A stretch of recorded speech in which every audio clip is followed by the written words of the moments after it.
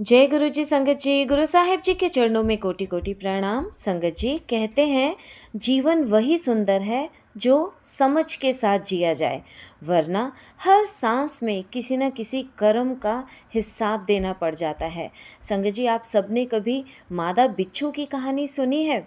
वो जब अपने बच्चों को जन्म देती है तो सारे बच्चे जन्म लेते ही उसकी पीठ पर चढ़ जाते हैं, और वो माँ जिसने उन्हें जन्म दिया, उन्हें जीवन दिया, उसी माँ का शरीर वो बच्चे खाना शुरू कर देते हैं। वो माँ तड़पती है, हर सांस में दर्द महसूस करती है, पर अपने बच्चों को गिरा नहीं पाती, क्योंकि वही उसका प्रेम है और वो ही उसका कर्म होता है। दिनों तक वो इस दर्द में जीती है, इसे सहती है। तब तक सहती है जब तक कि उसके शरीर की खाली अस्थियां नहीं रह जाती, उसकी औलाद उसे पूरी तरह से खा नहीं जाती।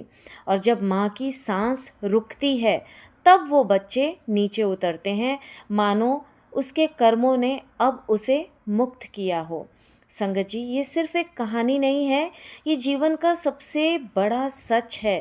कर्म कभी किसी को नहीं छोड़ते, जो जैसा करता है उसे वैसा भोगना ही पड़ता है। इसीलिए हमारे गुरु साहिब जी हमें कहते हैं कि अपने कर्म बख्शवा लो, जो तुहानू पता है ओ भी बख्शवा लो, जो तुसी जानते नहीं हो ओ भी बख्शवा लो। संगत जी, किसी को मनुष्य जन्म मिलता है, किसी को पशु योनि मिलती है, किसी कोई पक्षी बनता है। हर जन्म में आत्मा अपने ही कर्मों का हिसाब चुकाती है, क्योंकि हमारे कर्म हमें छोड़ते नहीं हैं। अपने हर कर्म का हिसाब हमें देना होता है। आज आप गली में घूमते हुए जानवरों को देख रहे हो, उनमें से कितने किसी योनि में मनुष्य भी होंगे। कोई डॉक्टर, कोई अफसर, कोई व्यापारी, कोई नौकरी पेशा, अलग अलग जिसका जैसा समय था, पर उन्होंने उस समय में भगवान का नाम नहीं लिया होगा और कहा होगा कि अभी हमारे पास टाइम नहीं है। संगत जी, वो टाइम जो भगवान के नाम के बिना बीत गया, आज वो आत्माएं गली गली भटकती हैं, धक्के खाती हैं, भूख से तड़पती हैं, क्योंकि उनके कर्म उनका पीछा नहीं छोड़ते हैं।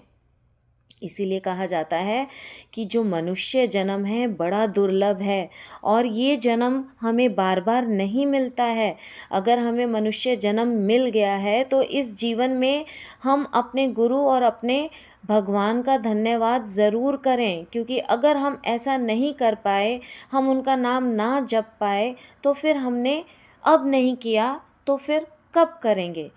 क्योंकि जब हमारा आखिरी टाइम होगा, तब हमारे साथ ना तो पैसा जाएगा, ना नाम जाएगा, ना शान जाएगी, सिर्फ हमारे कर्म हमारे साथ जाएंगे। जो हमने सिमरन किया है वो सिमरन हमारे साथ जाएगा।